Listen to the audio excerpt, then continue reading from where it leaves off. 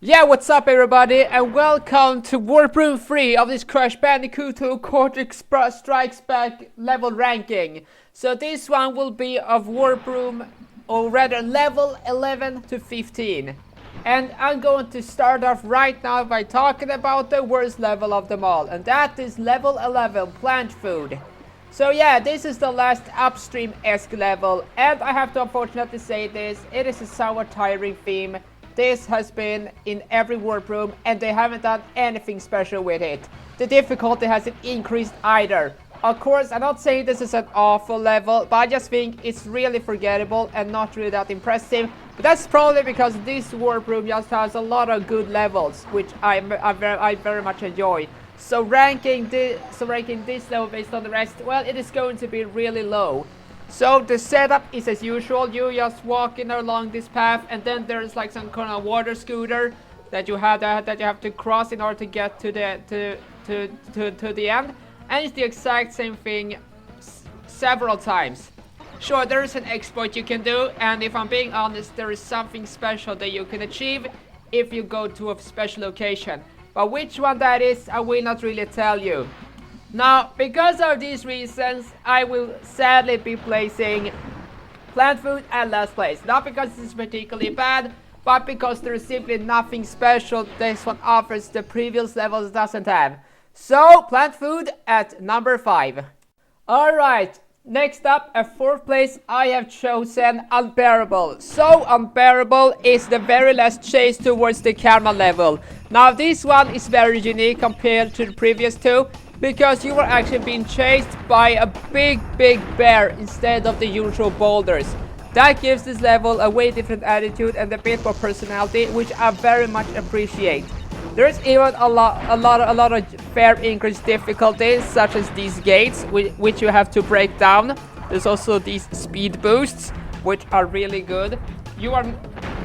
Pro tip from me is to actually not just try to catch up to him by steering the control stick.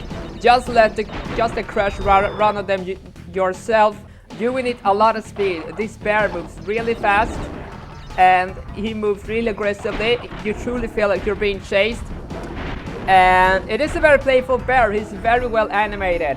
Something which I really enjoy with this level is the fact that it actually has some enemies. Sure, these enemies are not really that aggressive, they're just walking on this path. However, if you're not cautious and you're not careful, then they will kill you. But because you were walking on them, just make sure to spin them to actually get around, or just jump over them. That works just as well. And this is actually a level which also ends with a little bear chase. Yes, this is actually a great ending to this level, as it actually is a pretty high octane, a pretty intense bear chase. Now, thankfully, this chase isn't impossible. Sure, you have to be sure to look out for these electric fences, but you were at least able to see them coming because the camera pans out so that you can see a bit more clearer ahead of you. But don't take this part to actually be easy. It is difficult, but I would say it's a fair difficulty. So overall, for being the last chase level in this way, it is actually a really pleasant one, and I'm also very happy that they went out on a high note. But this is a very difficult warp room. There's a lot of good levels, so I have to unfortunately just have to place this at 4th place. So at 3rd place I have chosen Bear Down, the second snow-themed level in this warp room. Now, I will be saying this is actually a huge step up in quality from the previous level. While there isn't necessarily that much to say about it, other than it's a good level, there are a few things which has been added, such as this level being placed at dawn, and the fact that it has some enemies which are more or less wasting their time by lifting metal blocks up and down. It is certainly an interesting idea for enemies, and thankfully it works really well. You actually have to time it. Now, of course, like I said, there isn't really that much more different to it. It's just the same thing over again. However, unlike Plant Food, this is actually a decently fun level to really play through. As the music is really fun, the animation is pretty decent, and you really do feel the weight of the bear jumping. It really is satisfactory to actually nail an obstacle. But of course, like I said, you are constantly on the run, so you don't really have time to celebrate. And remember, if you want to get a box gem, you actually have to time these icy paths when you are at them, because you cannot really steer them while you're on them. Of course, it is a little short while, but still, you get my point. So, because of those reasons, I actually am placing Bear down at 3rd place. So yeah, this one takes 3rd place. Just keep an eye on rounded ice. And after a very close race, and I have finally decided to place 2nd place, that being Road to Ruin. So this is one of the most unique level designs in the entire game. Do you want to know why?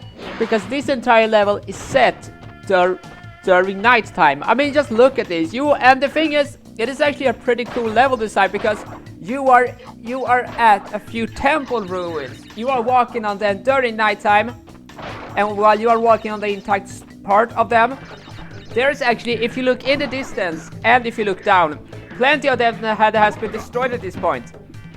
Now, fun fact, this level actually has a connection to the previous game, as you will be able to, if you look at a distance, see several details from the previous game, and that is a really cool thing. That is actually the very first time there's some actually continuity between levels, because yes, while Plant Food and those kinds of levels actually did had a connection with it being the first level, the second level design. This is the very first level of this of this entire world, which actually takes part at a different place on this island, which is a pretty cool detail. The enemies are pretty decent. There's like fire-breathing statues. We got a few living animals. We got some monkeys. We have basically a lot of great stuff to look forward to.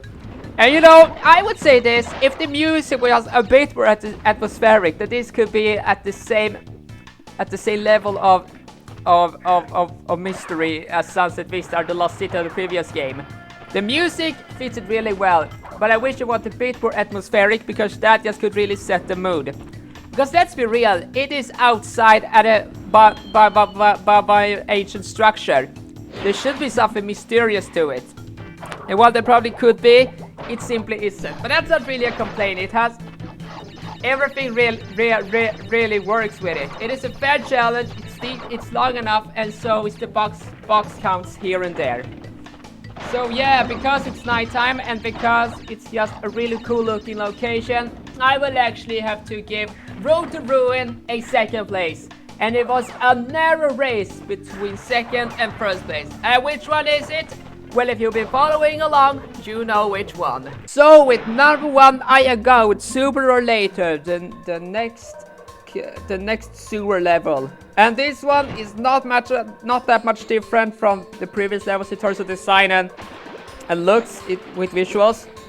It does, however, have something really important, which I'm surprised plenty of other levels doesn't have. That is a new enemy, which is right at the beginning, and that enemy is this guy with a blowtorch. You have to time the attacks to bypass him or to simply just attack him. Of course, it is a pretty cool aspect with this level's got, and that is that there is a spin on the different enemy. In the previous levels, there was a rollerblades which you had to either pass through or break in order to pass through. However, this is actually the first level where you actually have to attack the rollerblades, because they go in too fast and you cannot avoid them at all. So you have to spin this place with these enemies. They will kill you. I experienced that myself. The music fits it really well, and like I said, the level design really complements it. The climbing isn't bad, the enemies aren't that bad. There's even plenty of them which you actually have to kill by one method or avoid and con completely. And that is very welcoming in a level of this caliber. You actually have to amp up the stakes on new levels if you want it to actually stay interesting. Which is why Plant Food failed as well. Which is why Plant Food failed as a level, but this one is doing it really well with flying colors. So yeah, because of the level design and because of music, as well as basically everything, I will actually have to give this level the first place of this very warp room. And that was every single warp room ranked. I hope you guys enjoyed warp room 3. As for the next video, we will be covering warp room 4. So thank you for watching. Bye bye.